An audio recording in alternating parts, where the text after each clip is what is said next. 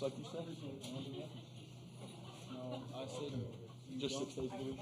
Yeah, you don't do nothing until you then you throw it in tomorrow. Still any chance I play that though? No. You see my new infield glove? Coach and players, thank you for joining us. Coach, congratulations on the victory. If you could give us a quick opening statement about tonight's game. Yeah, two good lineups that are very dangerous, but runs were at a premium tonight for a few different reasons. One was the defense was outstanding on both sides, and there was also just some balls that were stung, that defenders were in a position to make a play on. Glad we were able to get it done for a lot of reasons. Last time we were in that dugout, Drew pitched really well for us, but he pitched even better tonight, and we just kind of followed his lead, and he helped put us out front, which is what you want your starter to do. And fortunate to win. I mean, every team in that league's good, but North Carolina had as much success as anybody in it, and they had kind of been a force in nature and still are capable of being that, with all that had gone on. So I think it says a lot for our guys to come out and have the focus they did after a pretty emotional win. There is a separator day in there, so kudos to our players for that. Okay, we're going to have questions for the players. We'll start right here in front. I guess for both you guys, just reaction to Inslee's catch there in the second inning. I was very hyped because it saved me from a hit and probably would have been a triple maybe even inside the Parker, but he hit that wall hard, so I was just making sure he was okay. But I was just dumbfounded. That was a crazy catch. We're going to go 1, 2, 3. Matt Halverini from World Baseball Network. For Drew and KT, what's it like to just be the first program to go 2-0 in Omaha in school history and just have, a community like Knoxville and other alumni just to have your support through this? I will say our fans have been great all season long. And then as far as it goes with being 2-0, I think it's just great that both games we came out and we were ready to win the game right in front of us. Yeah, I'm just happy we put ourselves in this spot position, I guess. It's been awesome seeing the amount of fans that have shown up from Knoxville all over the country just wearing orange. This place, it's a pretty special place to us, and so it's awesome that the fans get to come and enjoy it and watch us play our game.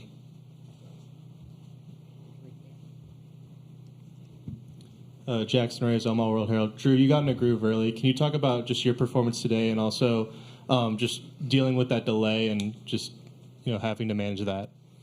Yeah, I felt really good early on. Cal called a great game behind the plate. We just had pretty much everything going. I was just trusting with what he had game planned and we had game planned with, and we were going with it. They put some good swings on some balls, especially that ball to center field. Inslee made a really good catch. The defense played well behind me. So that helped me out in some situations. Then, the time break or whatever was unfortunate, but it is just what happens. It's baseball. There's always something that's going to happen. So I went down to the pen, got it loose, and just, Vance made a really good, swing on that pitch. Backed up a cutter, and he made a really good swing. So then Coach made the call, and, Kirby got me out of it. So I was happy the guys behind me had my back. Drew, what is it like knowing that Kirby's coming in? What's that level of comfort and what you see from him getting out of that jam and also the next inning? It's awesome, and it's easing whenever I see Kirby coming out of the bullpen whenever I'm out there on the mound, just because he's been there and done it so many times. I don't know how many appearances he has in his career at Tennessee, but I think it's top and, more than anybody else has ever had. So he's been there, seen anything and everything, so I'm very comfortable handing the ball off to him. Questions right here. Kavares, what's going so well for you at the plate so far in this tournament? Just trusting our game plan. Whenever we get the information about the pitcher, and then whenever just getting in the box, just making sure I don't get too big. KT, the different ways you guys have won these first two games here in Omaha, what does that say about y'all? I think it just shows how versatile we are, and it also shows how our will to win. We don't ever think that we're out of a game until the end of the game, and even then, I think it's just that we ran out of opportunities. So yeah.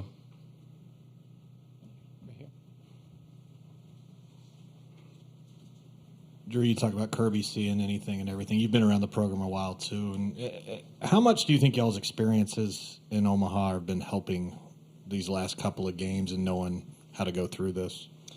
Yeah, last year we got a taste of what it's like to be here, but we also got a taste of what it's like to be in the losers bracket and how it's hard to come out of that side of the bracket. And so we've really grinded out these last 2 games to put ourselves in this position to where we're ahead 2-0.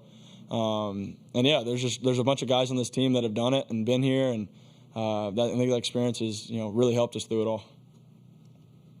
Any other questions for the student athletes? One last one. Yeah, Kavares, what was your reaction to Hunter's catch? And just as a fellow outfielder, what kind of goes through a play like that, just trying to make a play in a catch like that? Well, I was running over there to back him up, and I was screaming that he was about to hit the wall, which I doubt he heard me. But once he hit it, my initial reaction was, ooh. And then I saw the ball still in his glove, and I was like, let's go. So a lot of different emotions going on right there. Thank you for asking that question because I interrupted into the first question of the day. So I appreciate it. Gentlemen. Coach, you look for players that will run through a wall for you, and you quite literally have that. What does that mean to you with those players like that? It means a lot. It means when you come to work, you better bring the same, obviously energy and positive attitude, but also work ethic. Ensley came in and was a guy who had to redshirt, and I don't know if he certainly had the athletic ability and the mentality. I don't know if he was ready, to do it right away without the repetitions. And he's a guy that's all over the facility at all times, working on things, especially when he was younger. Now he's able to kind of go about it like a pro now that he's got his own system. But that's why he's in there. That's why he was in there last year. And he's pretty much reached Drew Gilbert's stage where in practice we don't want him anywhere near the wall because we know we'll get our money's worth in a game. It's usually the opposite with an outfielder at high school level or college level. They'll shy away from it. And he's not scared. He's a fighter. Well, at this time, we'll let Kavares and Drew leave, and we'll let this open time for Coach. Thank you, gentlemen, for your time. Sorry to direct traffic there. I thought we were trying to get our guys. We'll go 1, 2, 3. Then we got 4 over here. We'll go first question. We'll get to everybody. We got some time. We'll go first right up front. Yeah, Tony, there have been a number of great outfield plays made in the series already, including your own. Just as a baseball guy, just not to coach Tennessee, how much do you appreciate what you've seen, if you've seen any of these, and how much as a baseball guy can you just appreciate what he did tonight on that catch? You can, in general, of the others. I mentioned it after our, super regional against Evansville. Sometimes it's not the right occasion to shake hands, but when I was a little kid in St. Louis, it's a hockey city. My dad's from Chicago. It's a hockey city. I love that deal where, two teams are trying to beat each other's brains in, but they have the respect for the effort and the ability to be at that level. That's why that handshake is so special in the hockey playoffs. And it took me a while at a young age to figure out, why are they shaking hands? They just fought. One guy knocked another guy's teeth out or whatever it might be. Shout out to Bob Probert. And, I think it's kind of the same admiration. You want to be the best team here, but you have to take a step back and realize you're very fortunate to be amongst the best athletes at the college level. A lot of these guys you scouted or you see in the Cape Cod doing well, or Team USA and things like that. So you got to pinch yourself and make sure you're not being a fan too much, but you're crazy to not be, just at the spectacle this thing has become. Question right here. Yeah, Tony, we've asked the players about the experience of having been here before and how it's helped. And I wanted to ask you, has this felt different for you with some of the lessons learned previous times here? Yeah, but I think more so, too, you guys asked Drew about Kirby coming in. When you go out there, I mean that's Frank's deal with the pitchers. I stay out of his way. I think that's maybe the smartest thing I do. But when I'm out there, I'm on the field, and there's certain feedback and body language and words that are said you get from the players.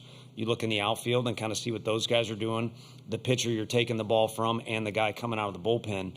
And that's just one example of how this team's a little bit different. Drew wants to be out there, but he was almost excited to give Kirby the ball and said kind of some things to me and the other guys that just made you feel good, made you feel like we're in a good position to play our brand of baseball. And that's not always the case when you're in a high-pressure situation, if you want to call it that, or in a spot where a lot of emotions can be running wild. And this group seems to stick together. I feel like we're getting even closer as the year goes on. And then they have an interesting level of maturity about them. I'm sure anti-Tennessee people will argue, but there's an interesting level of maturity there over the course of 9 innings with all the different things that can happen in a game. Okay, we'll go right here. Tony, obviously you have had a few incredible teams the last few seasons, but why is it this team that's been able to go 2-0 in the World Series so far? I think that's tough. I think when you get here, it's chaos, and anyone, well, at least just from my vantage point, I'm not experienced enough or wise enough to say why this or that, because look at the first 3 games. I mean, out of the 6 teams that played, it could have been any 6 of them won their first game. I mean, it was madness, and it'll probably continue to be that. So I think you just want to be a little better than the other team on that given day, and that can come in a variety of ways, as you all pointed out earlier. But if I was going to answer just on the team's success for the whole year, I got to go broken record and just say the team chemistry and camaraderie that's there. Some greater than the parts applies to a lot of different things, and it certainly applies to teams. It'd be nice to have Michael Jordan and say you got the best guy that can take over, or Peyton Manning at quarterback and he can lead the way. But this is a deal where you got 9 guys and baseball's flying around and arms moving and things like that, and energy out of the dugout. There's just a lot of things that matter in our sport, with all due respect to others. And I think what carries a heavy weight for us is that camaraderie. Okay, question way in the back.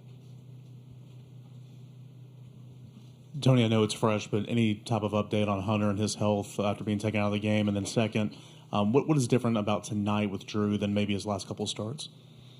Yeah, the Drew one is easy. I mean, there was conviction to it. I was asked by Chris Burke and the ESPN staff to compare year by year with Drew. And the one thing you all and John Wilkerson and me always talk about with Drew is consistency. So to say, I mean, I think he's really worked hard. Body's improved a little bit. Leadership's definitely gone up.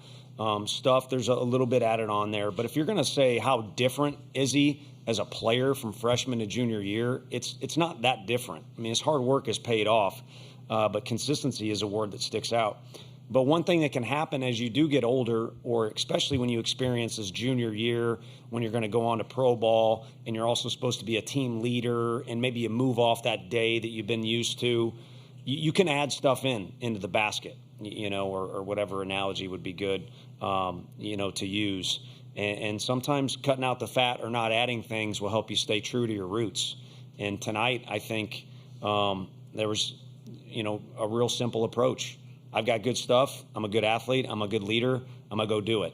And there didn't seem to be any extra thoughts or trying to accomplish any bonus or extra things. Snead was awesome out there. He wanted to throw better. I think anytime you get North Carolina guys out, you threw good. But he admittedly tried to strike a guy out that he eventually walked. And, again, when you try and add things into the basket, or whatever the heck is the right way to say it, you're probably going to detract from your performance a little bit, and Drew wasn't going to let that happen tonight.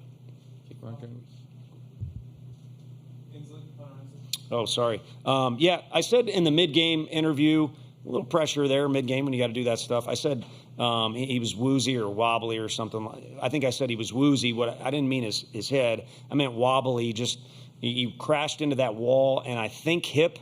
I just kept relying on Woody, and Doc Klink's in our dugout too, so I kept saying, what do you think, what do you think? But eventually you could see he wasn't moving around his best, and in the back of my mind I was thinking, as soon as we got a lead, we can't afford, with the way Drew's throwing the ball, to not get to a fly ball, which ironically is what got us into that spot. I mean, you got to just sit in the stands and watch each pitch, because you don't know which one is going to affect the game the most. And same thing as a player, you just got to hook it up each pitch, because who knows what happens if that ball gets over his head. Tremendous play. Okay, we're going to go 1, 2, 3, 4, and that'll be it. Coach, John Walker from the Omaha World Herald, you had mentioned that runs were at a premium tonight. KT hits the 3-run shot in the 4th, and I think you guys got another the inning after. What is it about this team's home run ability that has allowed you guys to kind of flip games in a moment's notice? Yeah, I think the one thing that you'd be remiss if you didn't point out is Sprague was so good, and he's kind of their Drew Beam. I don't mean to speak for them, but just watching and looking at the numbers, he's incredibly consistent. He's a strike thrower. But some of those outs did not come very easily for him. Even Burke strikes out in the first inning, but it might have been a 10-pitch at bat, and it allows our guys to see what's going on. Our guys were kind of leaning on him. And then, the one thing we've kind of mentioned with our guys is, like, anybody on that list, and Reese Chapman was in the lineup tonight. Bargo did what he did against Evansville. Any one of them might be able to get you or do something for us. But when everyone's kind of involved in trying to contribute, you kind of end up with that deal, like I said, where we're kind of leaning on Sprague a little bit, and someone was just able to get to him. So that would kind of be my explanation of that deal. And, yeah, I mean, I think when you do have the best athletes playing defense behind some of the best arms in the country, runs are always going to be difficult to get. Okay, right here. Hey, Coach, Chris Phillips, SEC Unfiltered. You talked earlier about how great the defense was tonight. We all know what Christian Moore can do swinging the bat, but that play he made later in the game, moving to the backhand side, kind of flipping the ball underneath, and, of course, Blake picking it over there at first, one of the best plays you're going to see in college baseball. Just talk about how valuable an asset he is in your infield. Again, we all know what he can do swinging it, but one of the best defensive second basemen in the country as well. Yeah, no, it's nuts. If you look at that play, the replay, fortunately, we were able to watch it more than one time. And it was a pretty dang good play, but it's nuts to think, what happens if that? He might have saved us, from going to another guy in the bullpen. Although, like I said, I thought Snead was throwing the ball well. And then North Carolina's been able to mount some comebacks too. So you're trying to, prevent any chaos from starting. But yeah, he's taking a lot of pride. It wasn't good over there at second freshman year, just to be honest with you. And kind of like we used Ensley as an example, it became a pride point for him. And he got really good at it last year. And then now he's gotten to the point where he played shortstop for us at some point this year. He was begging to go to center as soon as Ensley came out of the game. He has been there this year. And it's a good conversation for scouts to have. Clearly, this guy's physical enough and smart enough to be a hitter at that level. Where are we going to play him? I think they've got a lot of options. And at the very least, it wouldn't be Dan Ugla, with all due respect. I think he played at Memphis, right? Tennessee. You're not just putting a bat at second base. Like, as you mentioned, he's pretty dang good over there for us. Okay, last two, right there and right here. Right there. You mentioned during the pitching change, it kind of you saying you feel like you guys were in a good spot to play your brand of baseball. What would you say your brand of baseball is?